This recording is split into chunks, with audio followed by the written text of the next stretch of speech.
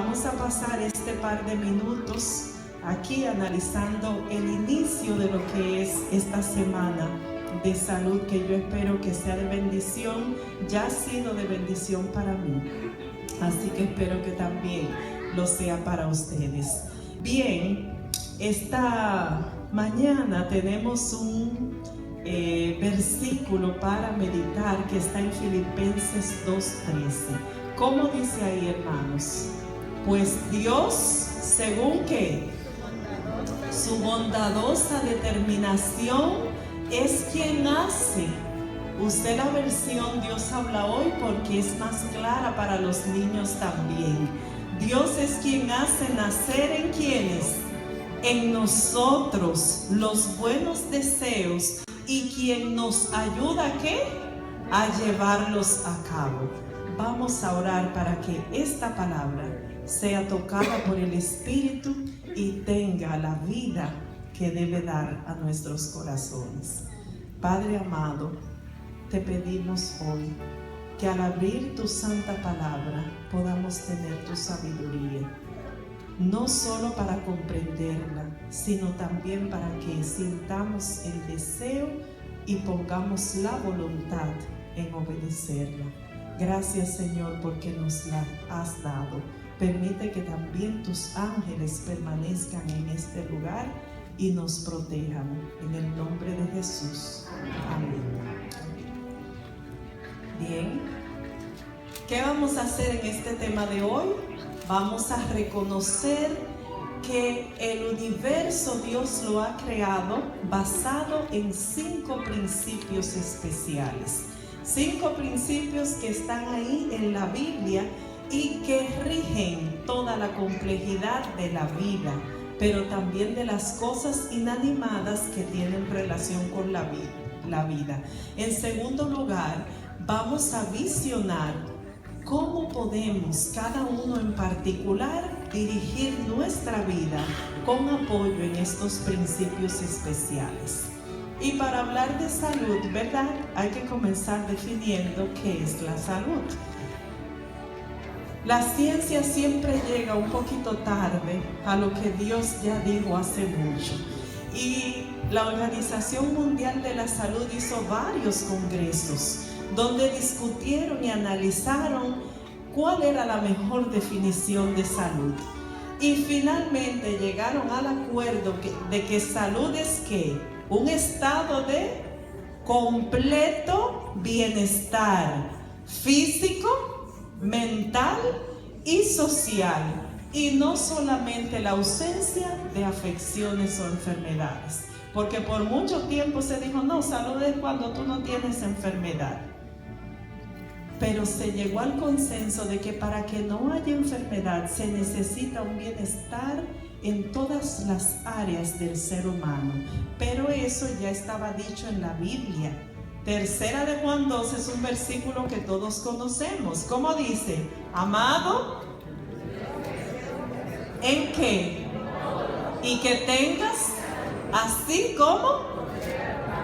Entonces, la ciencia llegó tarde, pero ya Dios estaba diciendo eso.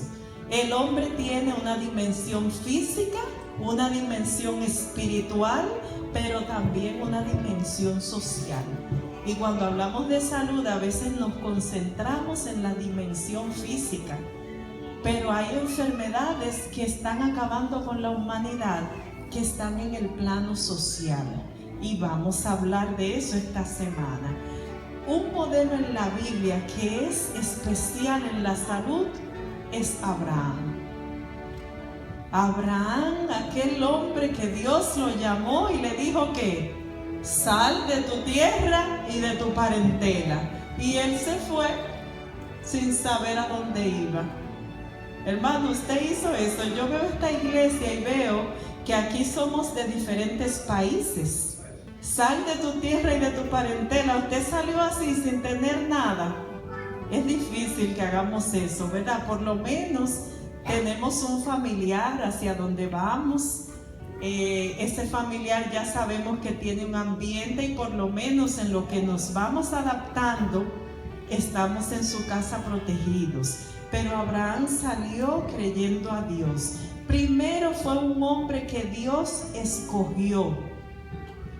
Dice la escritora inspirada Elena de White que Abraham vivía en un lugar pagano muy corrupto, pero que su familia eran de las pocas familias que intentaban todavía guardar el conocimiento de Dios. O sea, Abraham tenía ese acercamiento, pero cuando Dios lo quiso usar para algo más especial, le dijo: tienes que salir de ahí, porque ese ambiente y esas influencias no te van a dejar que llegues a donde yo quiero que llegues.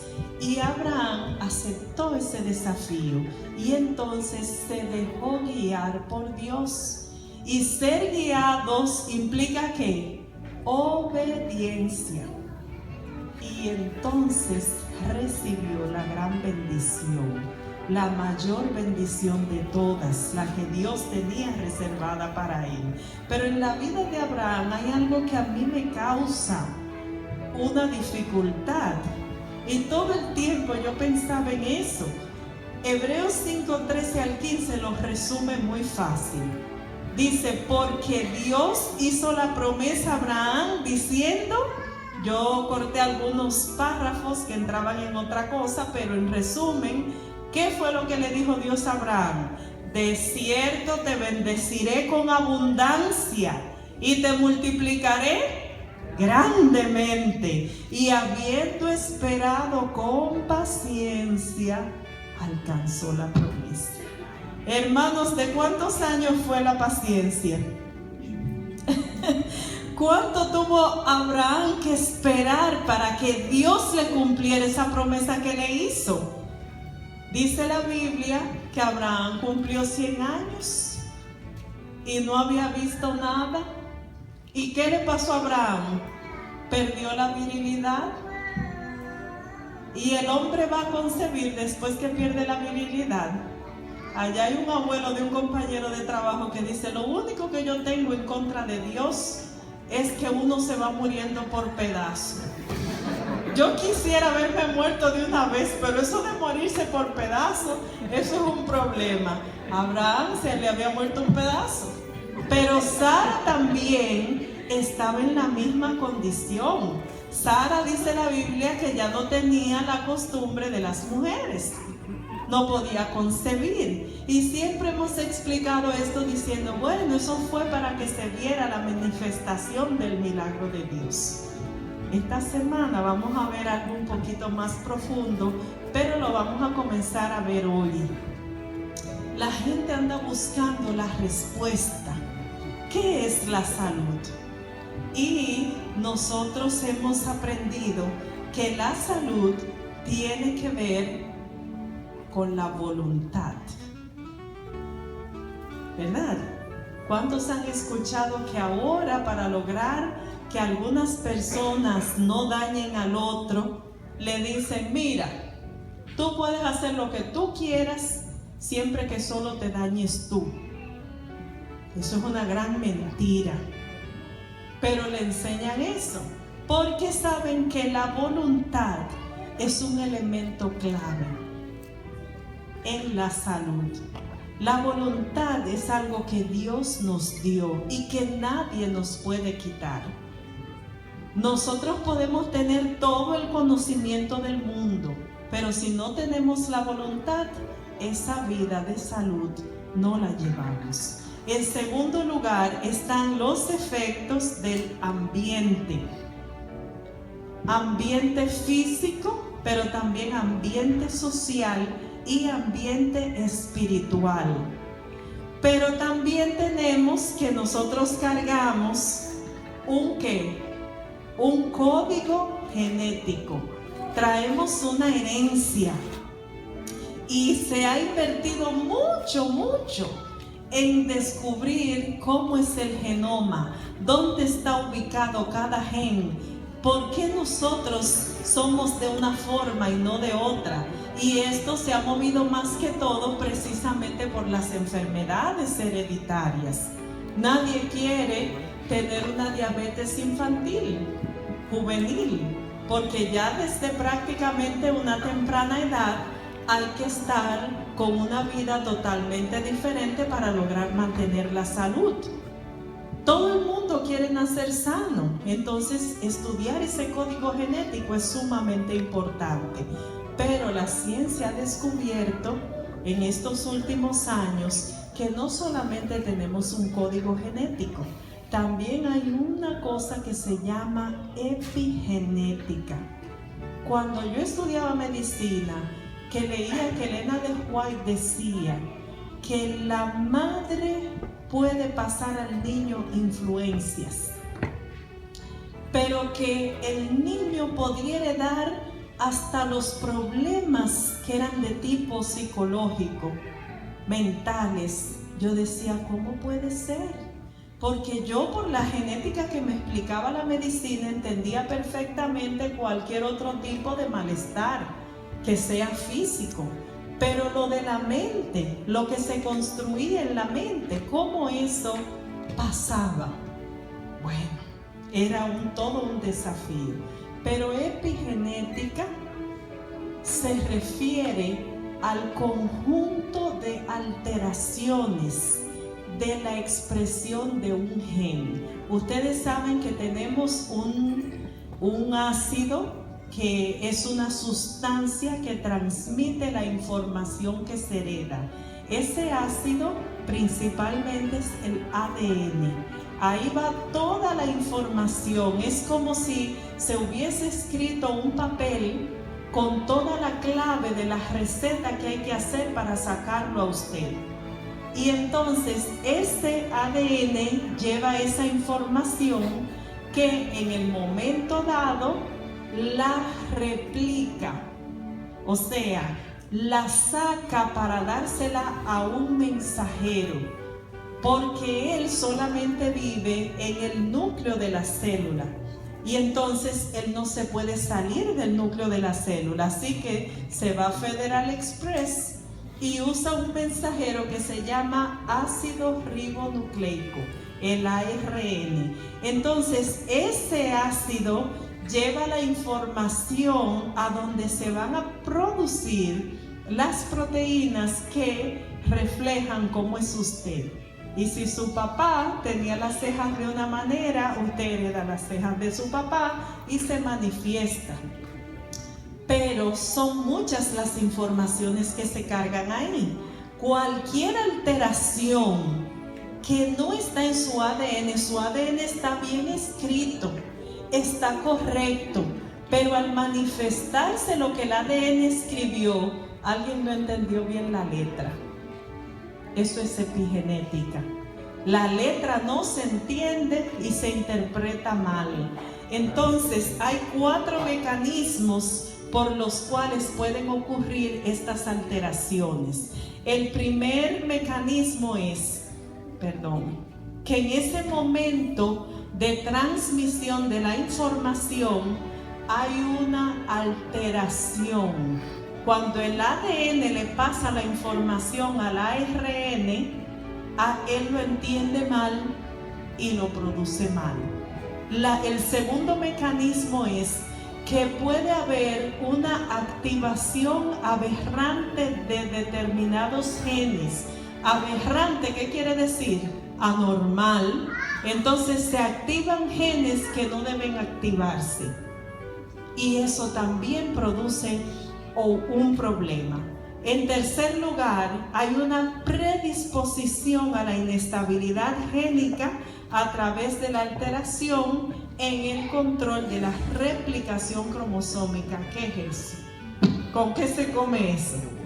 Saben que nosotros tenemos cromosomas, ¿verdad? ¿Cuántos cromosomas tiene el ser humano? Tiene 46. 23 emparejados, 46 cromosomas. 23 se lo da el papá y 23 se los da la mamá. Y entonces,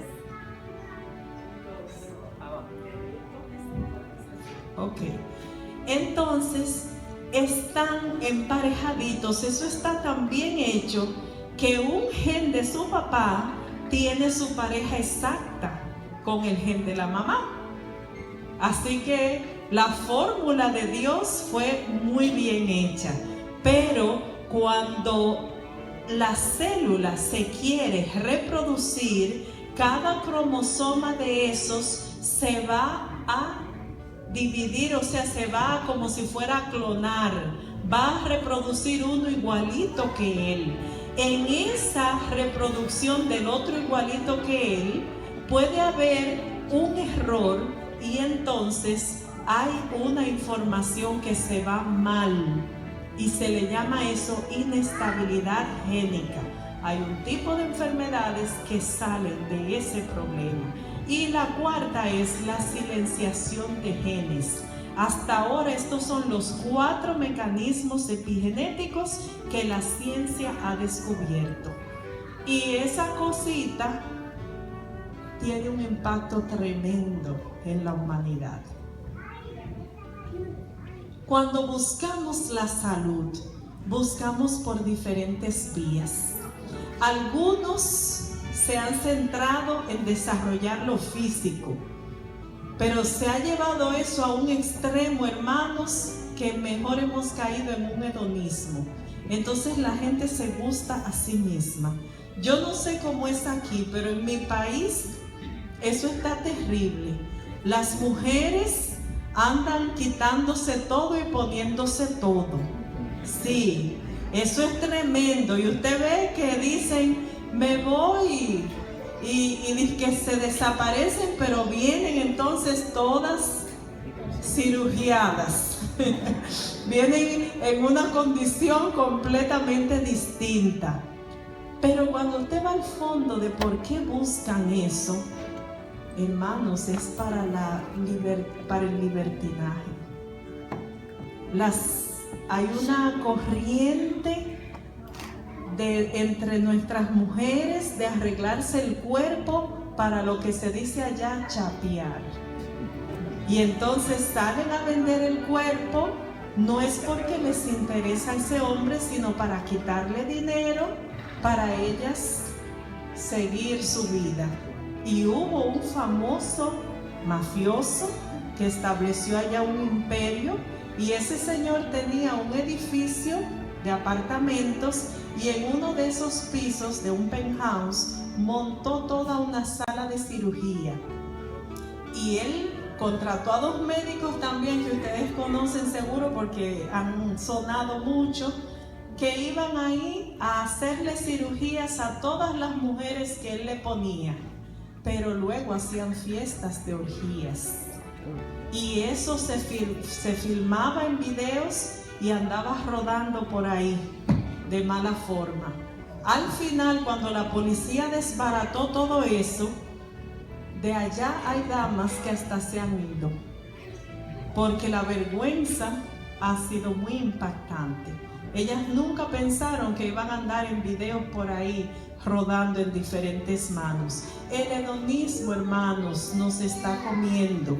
Pero dice el apóstol Pablo, no sale de primera, no sé qué le pasa, en primera de Timoteo 4:8.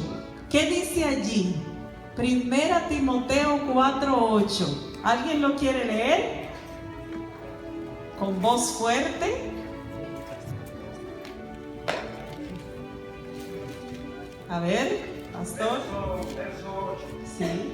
Porque el ejercicio corporal para poco es provechoso, pero la piedad para todo aprovecha, pues tiene promesa de esta vida presente y de la venidera. Amén. ¿Está diciendo ahí que es malo hacer ejercicio? No. ¿Está diciendo ahí que usted no debe hacer ejercicio? ¿Qué es lo que le está diciendo, hermanos? Que si usted se pone a cuidar el cuerpo y hacerlo muy bonito, pero descuida lo espiritual, usted no está haciendo nada.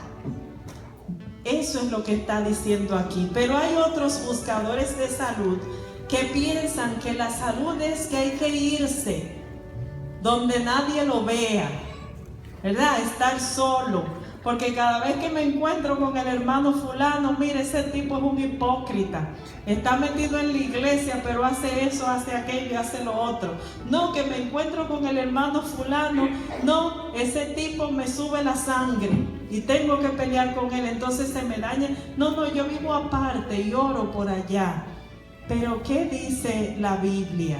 Salmos 133, 1 al 3.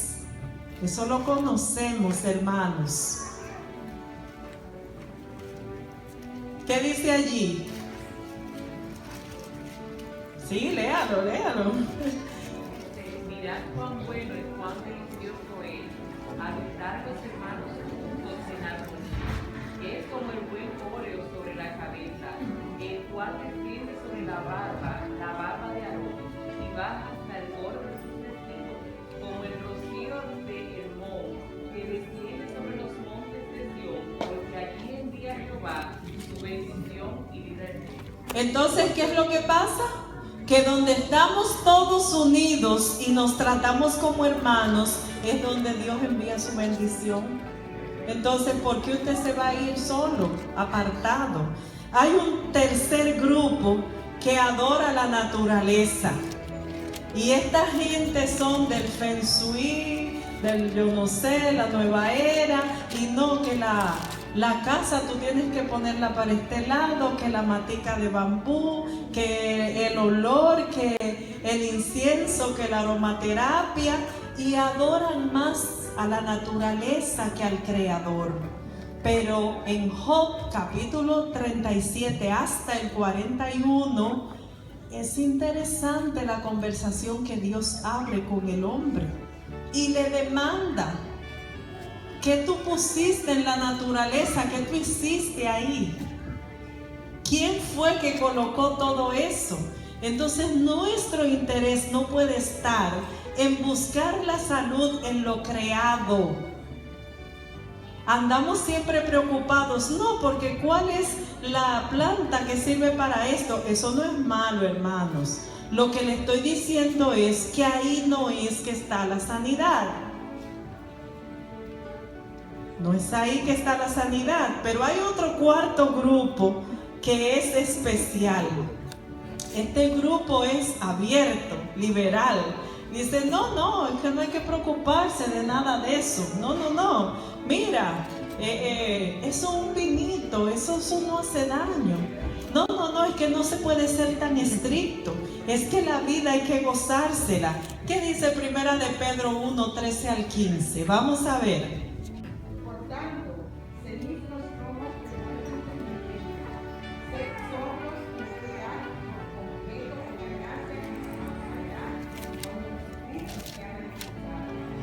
Como unos obedientes, no os conforméis con los deseos que antes teníais cuando dejó de adorar, sino como aquel que os llamó es santo, sed santos en toda vida y alegría.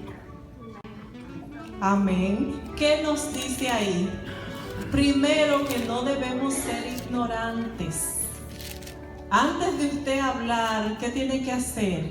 Estudiar, investigue, estudie la palabra de Dios, aprenda cómo funciona su cuerpo y qué es. Y entonces usted puede hablar.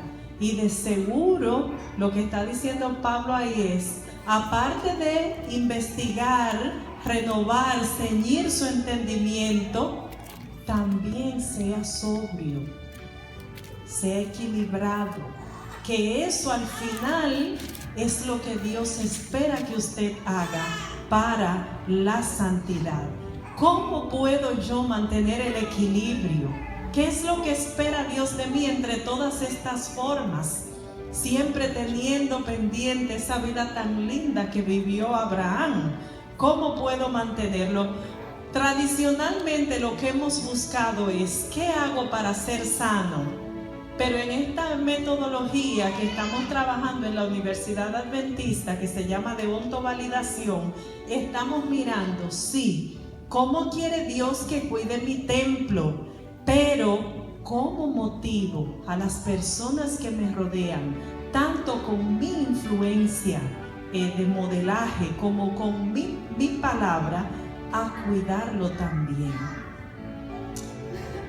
Los 5 principios universales que hemos visto en los que se basa todo esto y que vamos a trabajar durante toda esta semana son, en primer lugar, la bondad. ¿Cómo se define la bondad? La bondad es el aporte que realiza un elemento para con otros mediante su relación energética. Si usted se va a ver a los químicos, y estoy yendo un poquito rápido porque el tiempo se me va, si usted va a los químicos, un elemento químico no se asocia con otro a menos que uno da, el otro recibe. Y algunos se dan mutuamente. Pero este principio también fue el principio de la creación. La razón por la que Dios puso tantas cosas buenas en este mundo y se aseguró de que fueran buenas es por la bondad, el principio de bondad. Este principio se muestra a los que son obedientes, dice el Salmo 31:19. Eso lo vemos en la vida de Abraham. Pero esta bondad es clave en el conflicto, hermanos. El gran conflicto tiene como centro el problema y el cuestionamiento a la bondad de Dios. Y eso lo dice Efesios 2:4-7. Dios nos está llevando por su bondad como ejemplo que va a ser presentado al final de los siglos. Y yo te pregunto, ¿tú quieres ser uno de esos modelos? Una de esas evidencias que Dios levante ahí al final y diga, ¿quieres tú ser de esos? Yo también, mi hermano. En Romanos 15:14 dice que Dios puso esa bondad en nosotros.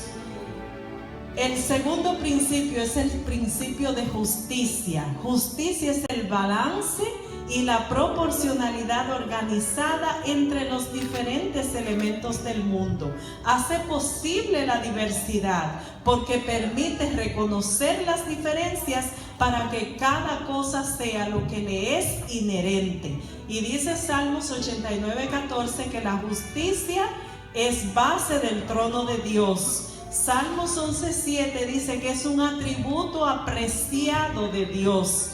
Y Proverbios 21:3 y 21 dice que la justicia da vida.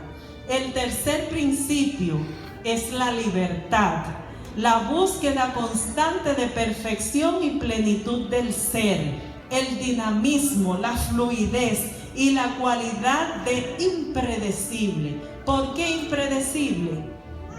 Hermanos, no existe el destino lo hacemos nosotros. Dios nos hizo circunstancialmente y la diferencia la hace nuestra decisión. Tenemos esa individualidad, ese derecho a la libertad. Salmo 144:2 dice eso, que la libertad nos llega de Dios 2 veces. Primero, porque Él nos hizo libres. Y segundo, porque cuando la perdimos, Él nos la devolvió. Somos comisionados para darla. Isaías 61:1. Y en 1 Corintios 8:9 también nos dice que esta libertad la tenemos nosotros por la gracia de Jesús. Y entonces el cuarto principio es el principio de la verdad. Es otro punto de combate en el gran conflicto. La verdad es la estructura lógica del ser, inteligibilidad equivalente a la racionalidad dinámica cósmica. Eso es lo que dicen los filósofos comúnmente. Pero la Biblia dice que Jesús es el camino, la verdad y la vida. Hubo una gran mentira y Jesús es la verdad que vino a aclarar lo que esa mentira planteó. Juan 14:6. Pero Salmo 91:4 dice que para nosotros la verdad es un escudo que nos protege. Salmo 119:30 dice que la verdad se escoge. que esa libertad que Dios te dio, tú la usas para escoger tu verdad. Y ojalá que tu verdad no sea una verdad falsa, porque la única verdad es Jesús. Y dice que la verdad vino por Jesús, Juan 1:17. El último principio es el principio de unidad. Se refiere al ser como una totalidad inseparable. ¿Cómo nos aprendimos la definición de célula? La célula es la unidad más pequeña que tiene vida propia. Eso me lo enseñaron a mí en la primaria. Y no se me olvide esa botellita ahí, ¿verdad? No fue así que nos lo enseñaron. La unidad más pequeña del cuerpo que tiene vida propia. La unidad es indivisible. Y dice aquí que la unidad está o es la relación que hay entre el Padre y el Hijo. Jesús mismo en Juan 17:23 dijo: el Padre y yo una sola cosa somos. Pero Efesios 4:3 nos enseña que debemos procurar la unidad.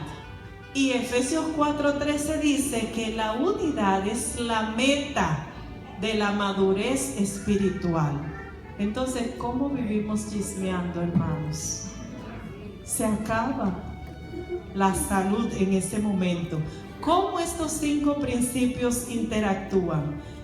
Hay un proceso personal en cada ser humano hacia estos 5 principios éticos universales.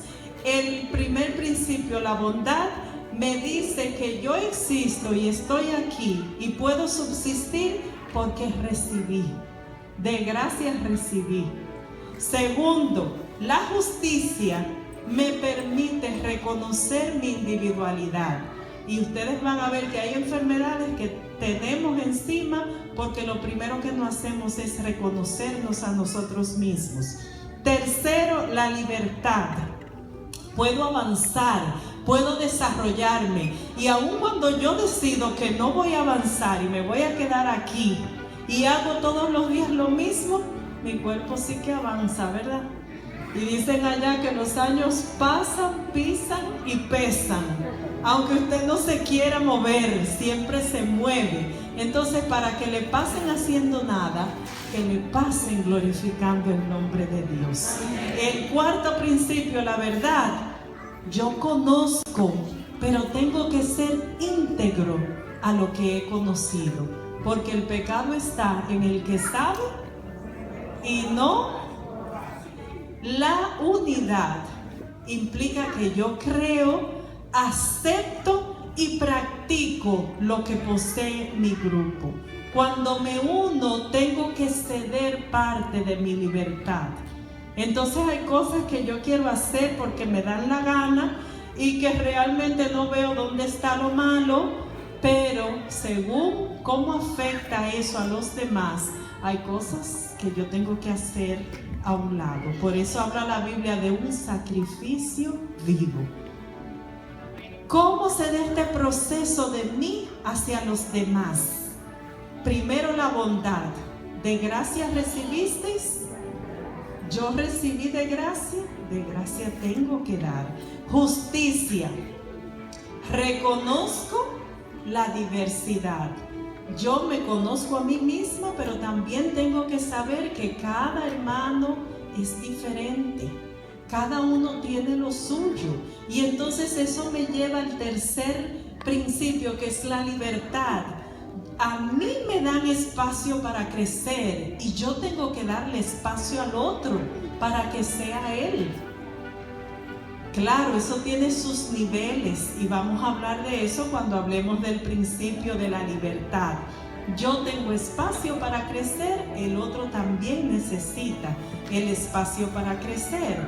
La unidad, recibo de la libertad de los otros porque yo cedí de la mía para unirme a ellos.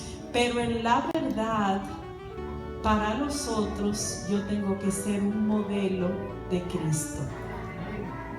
El Padre en el Hijo y el Hijo en el Padre, pero entonces a través de Cristo, ¿qué dice la lección de esta semana? que recibimos también nosotros la oportunidad de unirnos y no somos más esclavos. Somos ahora de la familia, somos herederos con Cristo Jesús. Así que debemos modelar, por eso nos llamamos cristianos, porque hemos recibido la verdad y la transmitimos a los demás. Hermanos, lo que puedo decir de Abraham hoy, lo otro lo voy a decir mañana, el que quiera saber que venga, es que Abraham vivió bajo estos 5 principios: bondad, justicia, libertad, verdad y unidad. Pero sigue la pregunta: ¿por qué Dios lo hizo esperar tanto? Abraham, dice una cita de Elena de White, que él tenía una familia hermosa y que todo lo que hizo fue para llevar no solamente a su familia, sino a sus vecinos, y por donde quiera que él caminaba, a mirar a Dios. Pero ¿por qué Dios esperó tanto para darle un hijo? Y él tuvo un hijo antes de ese, porque él decidió darle una ayudita a Dios. Como que el Señor ya se olvidó de eso, así que déjame ayudarlo. Y se clavó un cuchillo, hermanos. Porque todavía al sol de hoy los hijos de Ismael pelean con los hijos de Isaac. Ese es un pleito que no se ha acabado. Y sepan ustedes que los del otro lado también, los hijos de la mujer que tuvo Abraham cuando Sara se murió, la hermana Cetura, esos hijos también son de los que están peleando hoy con los hijos de Israel. Pero ¿por qué Dios lo hizo esperar tanto para manifestar su promesa? Eso lo vamos a saber mañana. Hoy nos quedamos con el versículo de Filipenses 2:13. Este complejo de los 5 principios realmente es difícil para nosotros, porque aprendemos la vida como la vemos alrededor de nosotros. Pero dice Filipenses 2:13 que Dios es el que pone en nosotros, díganle la versión vieja, si es así que se lo saben, el querer como el qué. Hermano, porque la voluntad puede querer, pero el hacer no llega. Y esa es la perplejidad que tenemos, tanto luchar, tanto batallar, y entonces no llegamos. Pero Dios es el que pone en nosotros el querer como el hacer. ¿Por qué? Porque a Él le da la gana, por su buena voluntad, porque Él nos vio y nos ve preciosos y quiere que nos salvemos. Así que yo te invito, hermano, a que no te pierdas ese conocimiento. La salud está muy ligada a la epigenética, pero de eso depende la santidad. Son 3 cosas muy bien anilladas que el Señor en su sabiduría nos ha permitido conocer. Que Dios te bendiga, que te guarde, que te dé su sabiduría y que te dé la voluntad para obrar de acuerdo a su santa y divina, en su santo y divino plan. Dios te bendiga.